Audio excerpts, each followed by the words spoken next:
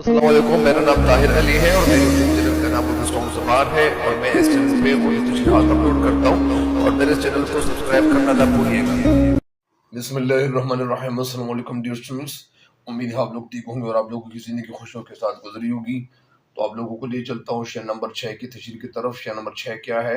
शेर नंबर 6 ये है, जीतने में भी जहाँ जिया जहाँ जी का जिया पहले से है, जीतने में भी जहां जी का जिया पहले से है, ऐसी बाजी हारने में क्या खसारा देखना। इस शेर में जो मुश्किल अल्फाज है या जो न्यू लफ्ज़ है या जो न्यू वर्ड्स है, तो उनके मानी ये है, जीतने में भी जहां जी के मानी है दिल या ख्वाहिश, जिया ऐसी बाजी हारने में क्या, जिया जी का जिया पहले से है, तो जिया का मतलब है यानी नुकसान। ऐसी बाजी हारने में, बाजी के मानी है खेल, खेल को कहते हैं। हारने में क्या खसारा देखना, तो खसारे के मानी है घाटा या नुकसान।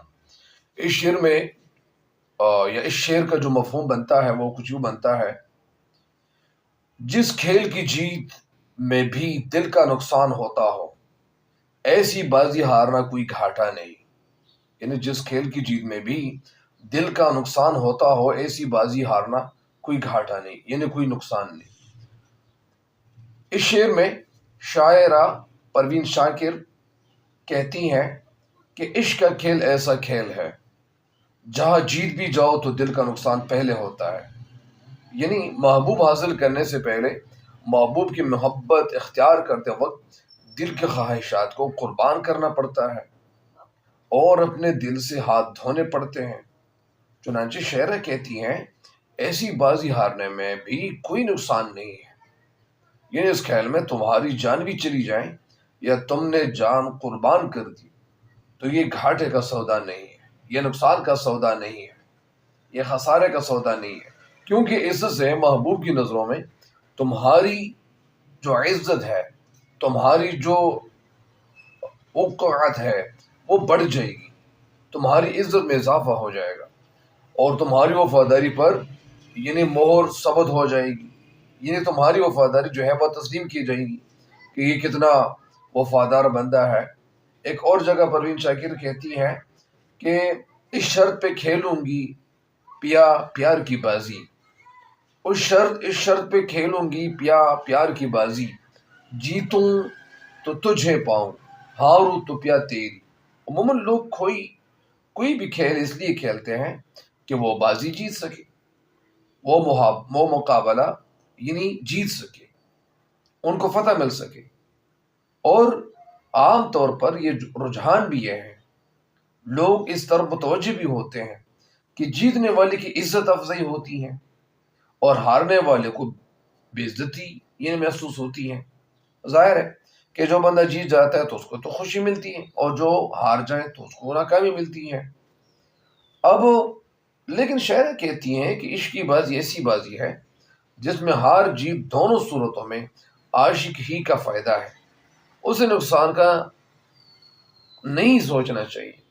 जिस तरह फैज अहमद फैज का एक शेर है कि गर बाजी इश्क की बाजी है, जो चाहो लगा दो डर कैसा, गर बाजी इश्क की बाजी है, जो चाहो लगा दो डर कैसा, गर जीत गए तो क्या कहना, हारे भी तो बाजी मात नहीं। शायरा कहना ये चाहती हैं कि अगर इश्क की बाजी में मैं हार रही हूं तो मुझे इसमें कोई नुकसान नहीं, क्योंकि ये एक ऐसी बाजी है कि इसमें जीतने की सूरत में भी दिल का नुकसान तो बर्दाश्त करना पड़ता है। चुनांचे इस बाजी में खसारा नहीं देखना चाहिए। जिस तरह एक शायर कहते हैं, नुकसान हुआ क्या मुझे इस कारी वफा में, नुकसान हुआ क्या मुझे इस कारी वफा में, मैं इश्क में खोया मेरा हासिल भी वही है। बहरहाल मैं इश्क में खोया मरा या मेरा हासिल भी वही है। तो मैं इश्क में खोया मरा हासिल भी वही है।